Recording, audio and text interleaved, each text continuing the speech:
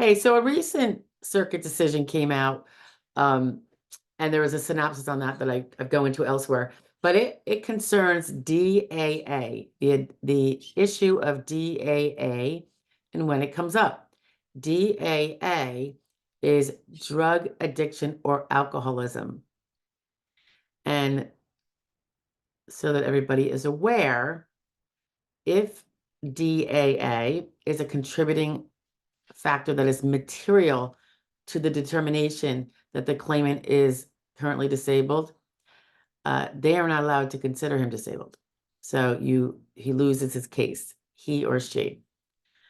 I will say I don't see this be a material factor most of the time. And in fact, I'm not sure if I've ever had one succumb to it, now that I think about it. But it's something you have to address so that you make sure it doesn't become an issue. I will say there have been people who have lost their cases without an official DAA look at, because there were other ways the ALJ found the person not disabled, so they didn't have to go there. So let's get into it. I'm going to be looking at, in case you're interested, DI 900.050. It is in the POMS, so it is giving the workers with the SSA that are adjudicating a claim involving a drug addiction or alcoholism, DAA, gives them instructions. So this is what they're telling. They reiterate what I just said, that they do not consider the claimant disabled if DAA is a contributing factor that is material to the determination that the claimant is disabled. They define DAA as a substance use disorder, and that would be defined in the official Diagnostic and Statistical Manual of Mental Disorders, DSM. And that, by the way, is published by the American Psychiatric Association. There are exceptions to DAA, and they would include nicotine use disorders and caffeine-induced disorder. I think that's interesting where it's nicotine use disorder. So if you're a smoker, DAA won't apply. And the other one is caffeine-induced disorder. I'm curious about what that means. They don't say caffeine use disorder, while they call it nicotine use disorder or substance use disorder. So why is caffeine not a use disorder, but an induced disorder? Just asking the question, because I drink my coffee every day. And yes, I think it's a little addictive for sure. All right, so they're telling us that a claimant has DAA when he or she has a medically determinable substance use disorder. Now, remember, medically determinable, we use that word when we talk about all impairments. In order for them to be considered, they have to be MDIs, medically determinable impairment. So I'm just throwing that in there. And anyway, the disorder, in this case, it's substance use disorder. It has to be documented by objective medical evidence from an acceptable medical source. And of course, a medically determinable impairment, there's some links here. You can look further into that, although I just kind of described it for you. And it's also acceptable medical source is also defined under SSA. So it can't be what you think is acceptable. It has to be what the SSA says is acceptable. Okay. They said that certain substance-induced disorders are included under DAA because they may be long-lasting or permanent. The disorders are, so these are disorders that are induced by the actual substance one has been imbibing. So they're including persisting dementia, persisting amnestic disorder, which I think is amnesia. I'm just tongue-tied. Alcohol-induced neurocognitive disorder, inhalant-induced neurocognitive disorder. It's been a long day, guys. I even actually went out on break and did some yard work. I'm too old for this. Sedative hypnotic induced disorder. and hallucinogen persisting perception disorder. They remind us not to make a materiality determination if there is no objective evidence from an acceptable medical source documenting the existence of a substance use disorder. So that is a good thing, because if you have a current usage problem, if you could avoid them having to make a materiality question, you probably just saved your case. So it's when the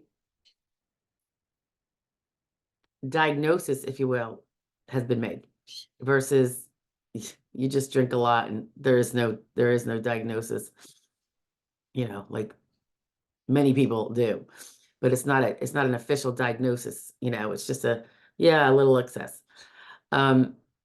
They go on to say that the staff is to only make a DAA materiality determination when there's medical evidence in the file from that acceptable medical source we spoke of that establishes that the claimant has a substance use disorder.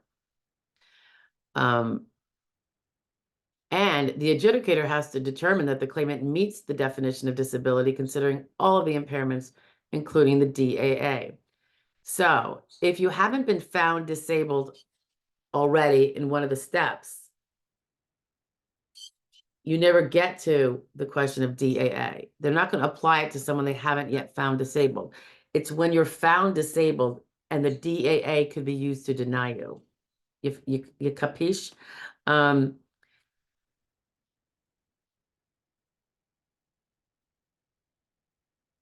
this is a really important part, okay? We do not make a determination regarding materiality if a claimant has a history of DAA that is not relevant to the period under consideration. So if you used to be a user of something or an imbiber of something and had a diagnosed DAA, but you are in recovery, sobriety, remission, whatever you want to call it, you no longer have the current DAA that would be used. It wouldn't be material now. It's got to be material / relevant to the current period, because the DAA is about what you're doing now that's causing you to remain disabled. So let's see. To give examples, DAA is material in the following situations. The claimant's only severe impairment is a substance use disorder. Now, I hope that one's obvious, guys. If your only problem, you're perfectly fit as a fiddle, except you drink each day, and that makes you drunk and off your feet for the rest of the day, and you can't work as a result, and you have no other medical problems, just that substance use disorder and what it does to you, that prevents you from work. That would be material. And that's kind of what they're getting at. Now, normally, most people have some other impairments. Very few of us are perfectly healthy specimens, and particularly as we age. So you could almost look at it that way if you have teeny tiny impairments. If the only severe one, is the I drink all day, I drink all night, and I'm too drunk in the morning to go to work. Even if I do have maybe a mildly bad back, the DA is going to be material because it's the only severe one. They also going to say that if your other impairments are not severe by themselves. So examples would be osteoarthritis of the hip with minimal changes on imaging and an allegation of an anxiety disorder that is not severe. So those kind of like what I was alluding to before. Now they're getting to it. If you have non-severe impairments, like I have mild depression, I have mild anxiety, that's not going to cut it to take the DAA out of materiality where it has to be considered. And then if your other impairments are severe, but are not disabling by themselves, for example, if you have a back impairment that does not meet or medically equal a listing and does not prevent you from performing past relevant work, then the DAA is material. Okay. It is not material if you would still, and this is I think the best definition, if you would still meet the SSA's definition of disability if you are not using drugs or alcohol. If DAA is not material, they find that you are disabled. So think of it that way when you're thinking about yourself. If you did not use any drugs or alcohol,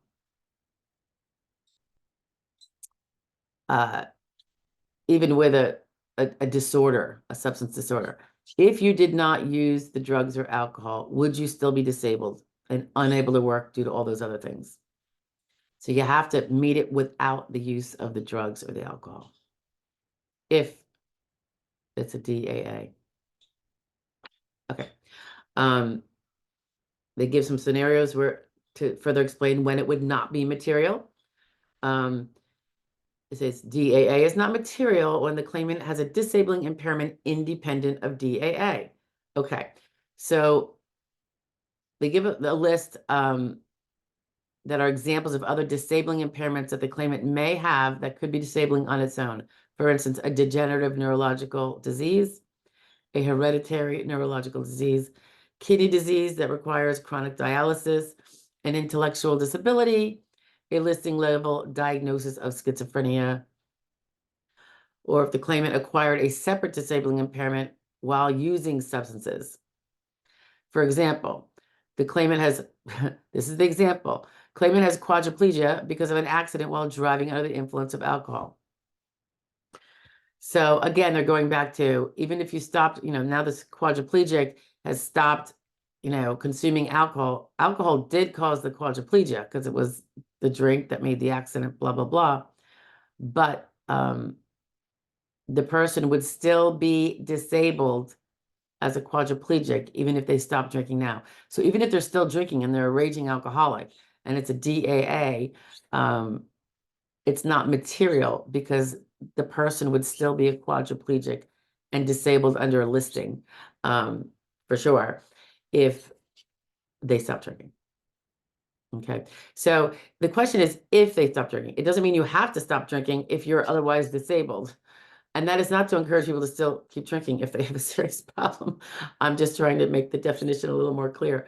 I'm probably not doing a good job. They go on for some other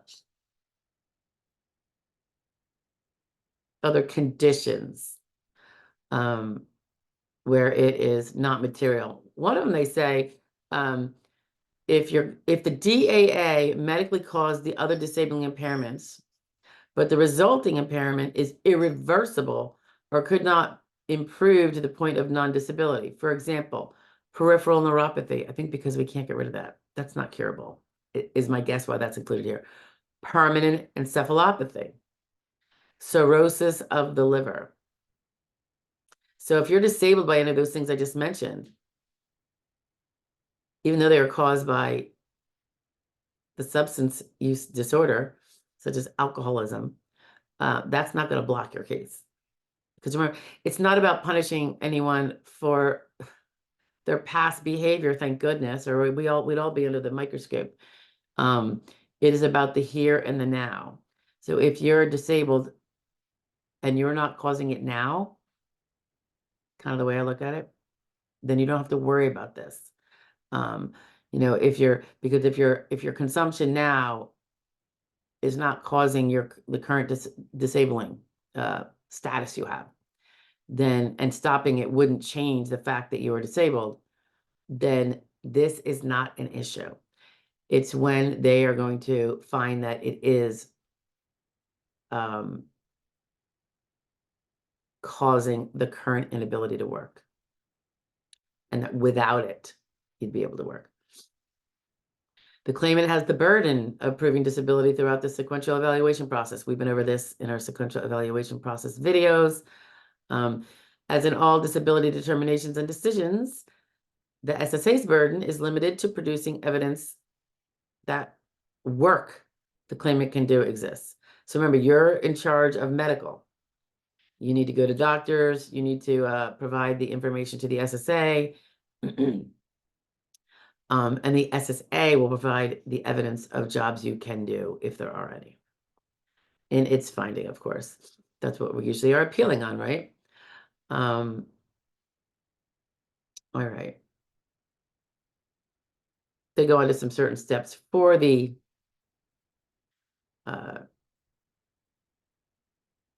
maybe I'll give you this. The 6-step DAA evaluation process. Number 1. So this is the instructions again for the workers, right? The SSA workers to run through to make sure they give a proper evaluation. Does the claimant have DAA? A, no. Well, then no DAA materiality determination is necessary. That was DAA 101, right? If the answer is yes, go to step 2. Step 2, is the claimant disabled considering all impairments, including DAA? If the answer is no, then do not determine DAA materiality because the claimant is not disabled due to something other than DAA.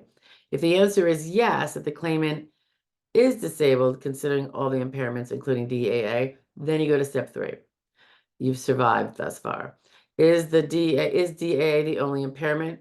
If the answer is yes, you are denied because DAA is material. If the answer is no, then you go to step 4. Step 4, is the other impairments disabling by themselves while the claimant is dependent upon or abusing drugs or alcohol? If the answer is no, the other impairments are not disabling by themselves, and the answer is a denial. If the answer is yes, the other impairments are disabling by themselves while the claimant is still using or abusing, then the answer is yes, and you get to go to step 5. Step 5, does the DAA cause or affect the claimant's medically determinable impairments? If the answer is no, then DAA is not material and you have an allowance. You prevailed at that step. If the answer is yes, the DAA did cause or affect the claimant's medically determinable impairment. So if the answer is yes, but the other impairment is irreversible or could not improve to the point of non-disability, then it's still an allowance. It's an award. If the answer is yes, and the DAA could still be material, you have to go to step 6. Step 6, will the other impairments improve to the point of non-disability in the absence of DAA? If the answer is yes, then the DAA is material and you're denied. If the answer is no, the DAA is not material and you are allowed, meaning you are awarded. So those are those 6 steps that kind of put it all together. The case that came out, we'll get into it elsewise, but not right now. I started looking at it. I started looking at the synopsis provided by a colleague, but it really has to go to, well, if there's mental illness and there's DAA, what came first, the chicken or the egg? And can mental illness be an aid, if you will, to avoid application of DAA materiality? I think might be something that would be answered by that case. Amongst other things, of course. That was just one part of it. But anyway, we'll get to that later. All right, DAA, guys, don't let it panic you. But there can be some things you have to do. All right, I'll talk to you later. Bye.